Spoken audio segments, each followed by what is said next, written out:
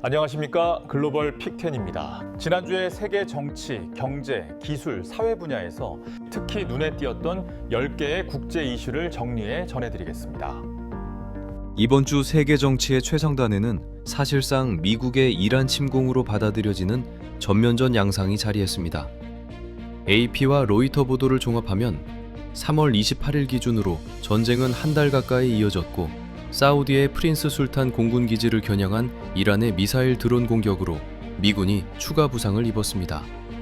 동시에 미국은 중동의 병력과 전력을 더 투입했고 미국과 이스라엘의 대이란 군사 압박은 지역 전체를 흔드는 수준으로 확대됐습니다. 여기에 예멘 후티 반군까지 가세하면서 전선은 더 넓어졌습니다.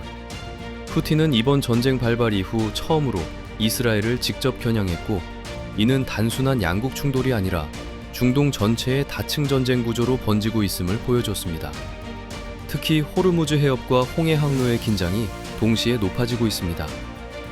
두 번째는 우크라이나 전쟁입니다. 이번 주에는 종전 가능성을 둘러싼 외교적 논의가 이어졌지만 전장에서는 정반대의 장면이 펼쳐졌습니다. 로이터에 따르면 러시아는 3월 24일 드론 400기 이상을 동원한 이례적인 주간 공격에 나섰고 이후 3월 28일에도 대규모 드론 공습으로 기반 시설과 민간 시설에 큰 피해를 남겼습니다. 세 번째 정치 이슈는 네팔입니다. 로이터 보도에 따르면 3월 28일 네팔의 전 총리 KP 올리가 2025년 반부패 시위 유혈 진압으로 76명이 사망한 사건과 관련해 체포됐습니다. 이 사건은 기존 정치권에 대한 분노와 책임 추궁이 본격화됐다는 신호로 받아들여졌습니다. 더 주목할 점은 그 배경입니다. 보도에 따르면 래퍼 출신 정치인 발렌드라 샤가 총리에 오른 뒤 청년층과 반부패 민심이 기존 권력 질서를 실제로 흔들어 놓았습니다.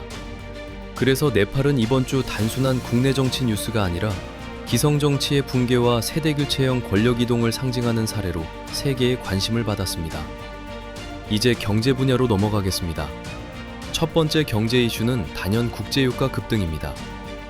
OECD와 주요 보도에 따르면 이란 전쟁으로 호르무즈 해협의 에너지 운송이 거의 멈춰서는 수준의 충격이 반영되면서 세계 성장 전망은 낮아지고 물가 전망은 높아졌습니다. 에너지 공급 차질이 실물 경제와 금융 시장을 동시에 압박한 것입니다. 이번 유가 급등이 더 무거운 이유는 이것이 단순한 원자재 가격 상승이 아니라는 점입니다. 유가가 뛰면 운송비와 생산비가 오르고 결국 각국 중앙은행의 금리 판단까지 흔들리게 됩니다. 두 번째는 미국 금융시장입니다.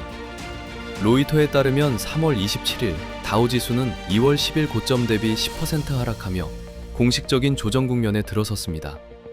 시장은 중동 전쟁 장기화, 유가 상승, 그리고 그에 따른 인플레이션 재가속 가능성을 한꺼번에 반영하기 시작했습니다. 중요한 것은 시장이 전쟁 자체보다 전쟁이 가져올 통화정책 변화를 더 두려워했다는 점입니다.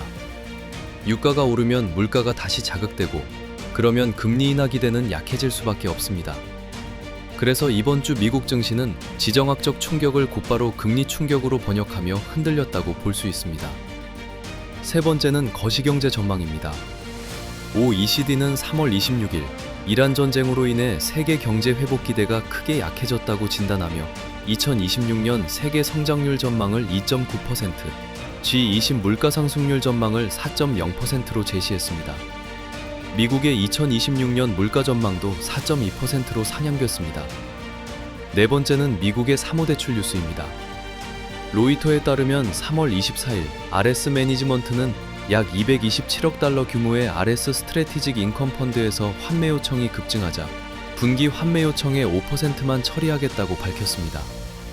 같은 주 로이터는 월가 전반에서 프라이빗 크레딧에 대한 경계가 커지고 있으며 환매 제한과 가치 재평가 움직임이 확산하고 있다고 전했습니다. 이 사안이 중요한 이유는 분명합니다. 사무대출은 그동안 은행 밖의 새로운 고수익 자금 시장으로 성장해왔지만 이번에는 높은 수익률보다 낮은 유동성이 먼저 드러났습니다. 즉 시장이 좋을 때는 매력적이던 구조가 불안해지자 곧바로 환매 제한과 유동성 방어로 이어졌고 이는 프라이빗 크레딧이 첫 본격적인 스트레스 테스트를 받고 있다는 신호로 해석됐습니다. 다섯 번째는 아시아의 대응입니다.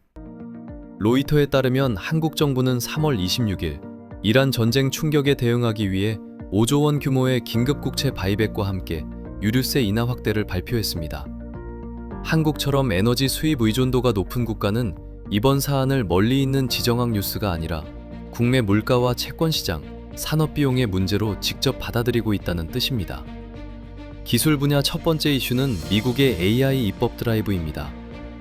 로이터에 따르면 백악관은 3월 25일 아동보호와 전력요금 문제, 그리고 주별 규제 난립 방지를 축으로 하는 첫 대형 연방 AI 법안을 올해 추진하겠다는 구상을 공개했습니다. 이 대목이 중요한 이유는 AI가 더 이상 기술 기업의 혁신 경쟁만이 아니라 국가 차원의 산업 정책, 안보 정책, 소비자 보호 정책으로 격상됐기 때문입니다. 이번 주 미국의 움직임은 앞으로 AI를 둘러싼 논쟁이 무엇을 만들 수 있느냐에서 누가 어떤 규칙 아래 통제하느냐로 빠르게 이동하고 있음을 보여줬습니다.